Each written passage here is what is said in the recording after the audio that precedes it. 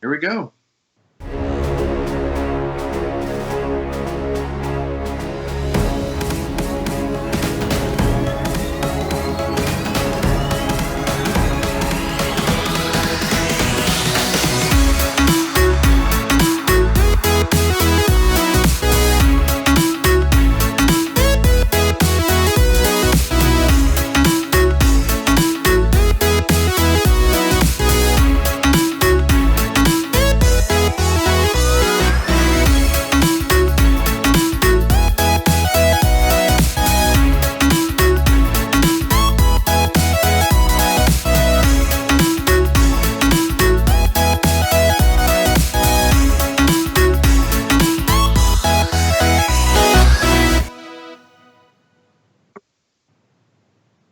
Hello and welcome. Kevin, Cron, and Bob Maher are going to kick off the VSL playoffs here in Season 7. They're going to play best 2 out of 3 matches. And for their first match, the matchup is Workshops against Oath. So that's got to be edge to Bob Maher. Absolutely. I mean, not if he keeps that hand, but otherwise, yeah. So Kevin is going to start on Workshops, and really turn 1 Workshop. Whoa. Sphere is a great way to go. Did you see Bob's 6-card hand had See Beyond? It did. I tested See Beyond. It was very bad. The problem with See Beyond is that sometimes you'll shuffle exactly the card you don't want to draw into your deck, and then you'll draw it. Well, in an Oath deck where you're going to accidentally draw these giant monsters that are terrible, I think that's got to be the one place where you just need another Brainstorm style effect to get those fatties back into your deck, right? I tested it.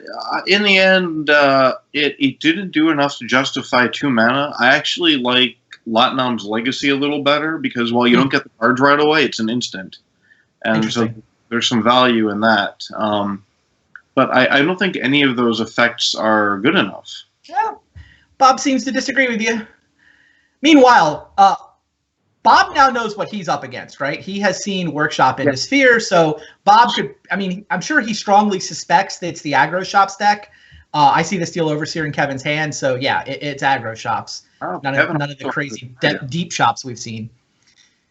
So Kevin has a dragon, which is awesome. And this isn't form of the dragon, this is just an actual robot dragon. So Steel Hellkite, indeed. Yeah. Bob does have 2 land into Oath, and now he's even got a Ruby, but the Sphere of Resistance is doing some serious work. I think he's got to give Kevin, he's got to give him a token to get the Ruby down, hoping that he'll top deck the land he needs to play an Oath next turn. And now Kevin knows what he's up against, right? Deck lists are not public. These guys do not know going into this match what they're up against. But at this point, I would say both these guys play enough vintage that they just do. Oh, absolutely. So this is where Phyrexian Revoker is going to arrive and be a mini one-sided Lodestone Golem. I really do think that Phyrexian Revoker is the best unrestricted luck piece in the Workshop deck. Better than Sphere of Resistance? Oh, absolutely. Much. Wow. I really do think so. I mean, it's a threat. It's versatile enough to hit both Moxes and Planeswalkers. And here it's just going to inflict so much damage on Bob's game plan that I think Bob is almost certainly going to lose if he doesn't immediately draw a Black Lotus. Yeah, he needs mana, and he needs it very quickly. Yeah. And this turn, the Steel Overseer is inflicting either a virtual 3 or a virtual 6 damage, depending on how many more attack steps he gets. Yikes. Bob draws something that doesn't produce mana, and that's essentially the game. It's over. Oh, Kevin missed his Overseer tap. Oh, okay. Well, it's awfully sporting of Kevin to make up for Bob's lack of land. Kevin's going to try to cast his dragon, but it won't work. Nope. Sphere of Resistance means that guy costs 7 now. Right. Card's fair. See? It pushes equally in all directions. And then... Oh, that's going to be really bad for Kevin, having not activated his Overseer. Yeah, he gave Bob a turn. He did. And this is going to let Bob, well, have one more chance to draw his way out of this. I mean, he's still way ahead, but did you have a Hellkite in your deck at Champs?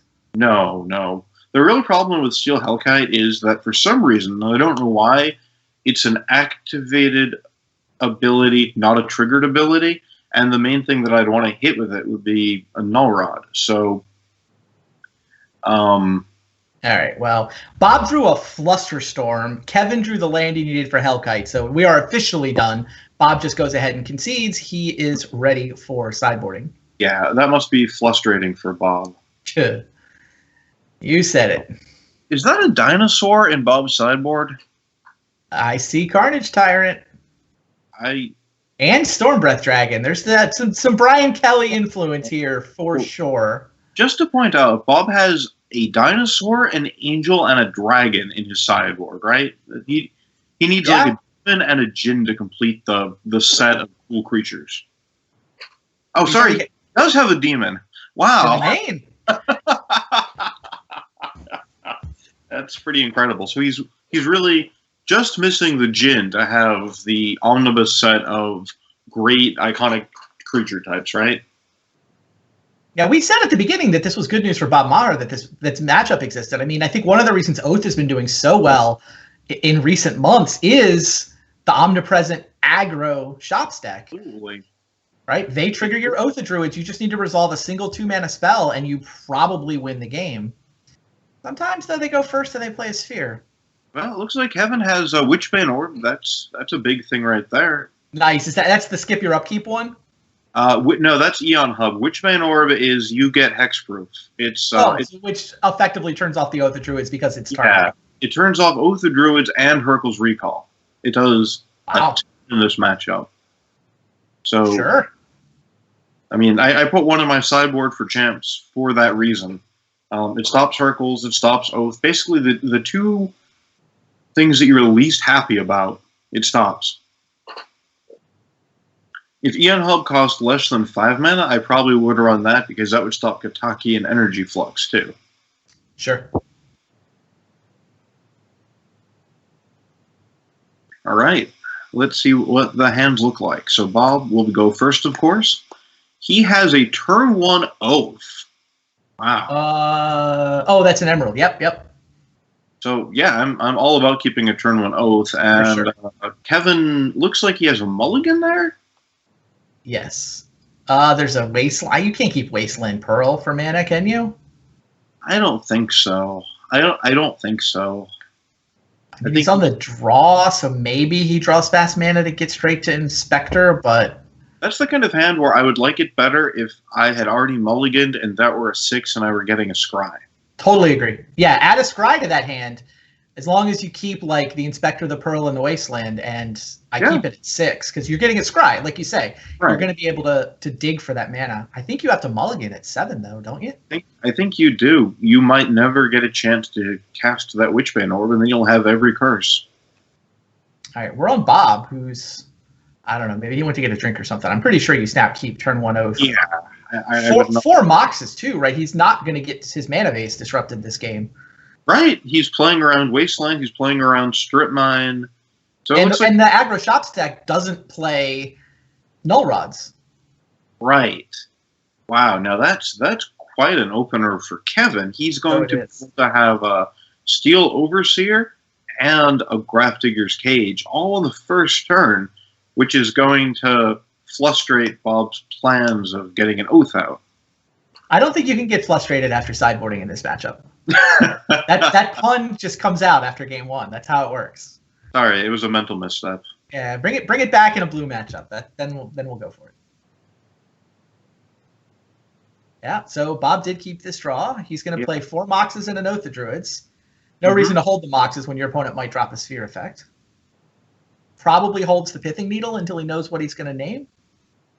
Yeah, I like holding it here. It's not like he would even consider protecting a land with it because there's no land to protect. So here comes Oath of Druids, but that's not going to go entirely well for Bob. Wow! Oh, wow. Just when you thought this couldn't get any better for Kevin, he draws the actual best possible. Oh my God. He's going to lead with Grafdigger's Cage to try to bait out a Force of Will or whatever, Steel Sabotage type card. Coast seems to be clear. Here is Ratchet Bomb. He can blow up all the 0 mana permanents. That is a 4-for-1. Destroying Bob's lands after he already shut off the Oath of Druids. Good Lord. You know that Bob's going to be kind of kicking himself for not playing a Pithing Needle on Ratchet Bomb, right? You got to be psychic to make that play. You and I talked about it. There's no way you make that play. No, I never would have thought to do that, but you know. Yeah, it turns out if he's psychic, he goes Pithing Needle on Ratchet Bomb, and we're still, and yeah. 4-for-1. Yeah, Kevin's going to play creatures into this Oath. He just has to trust that his Grafdigger's Cage will get things done. Yeah. He's not going to add a backup cage because Bob didn't play any lands. Right. Get the lands first. I think I like that. Think of how good an Abolish would be here for Bob Maher. Oath triggers. I doubt Bob wants to draw a creature this turn, so I do not expect him to activate it. Well, there's one land. Yeah. Of course. Well, I guess on the other side. Bob can play the too little, too late Ratchet Bomb now and name Strip Mine, and that way he'll get to have his land next turn. Or he will not play Pithing Needle. That's good too. Yeah, I guess he figures he has to slog his way through the Strip Mine. Well, I still would have played it naming Steel Overseer if I weren't going to name Strip Mine. Yeah, I would have played Pithing Needle there too. One Right. way or the other. Yeah, whether you want Strip Mine or not, you can't not play Pithing Needle. Also, if I'm Bob, though, honestly, I'm thinking about my second deck. Like, I have mentally checked out of this game. You got 4-for-1 on turn 1, and he had the Grafdigger's Cage for your Oath of Druids. Yeah, directly off the top, Kevin just went full Gorilla Shaman on all those lands. Unbelievable. Well, there's a nice basic, okay. Oh, time for Pithing Needle. Good. Wow. So I did mention this before. The format here is best 2 out of 3 matches. Yeah, so Kevin sure looks like he's going to take this first match 2-0. But Bob's got 2 more decks ready. We'll get to see what else these guys brought to the table. Meanwhile, even if Kevin wins the overall match, that still doesn't decide anything because we've got 3 players playing round robin right now. Eric Froelich is watching from the sidelines, eager to see what these guys have. He'll be up in our next match against Bob. So, is there any realistic draw that Bob has that gets him out of this? Because I can't think of any. No, there's no 1 card. Well, what if you got? I was on like Tropical into Ancient Grudge, or not Tropical. God, it would have to be Taiga into Ancient Grudge. That's not happening. He doesn't have a Taiga. Yeah, no. I guess it's got to be something that destroys multiple artifacts to get you an Oath trigger. I mean, Ancient Grudge doesn't even do it against 2 Grafdigger's Cages because you can't flash it back. It has to cost 1 mana, or no. Bob's just playing out the string because why not? But okay, Nature's Claim.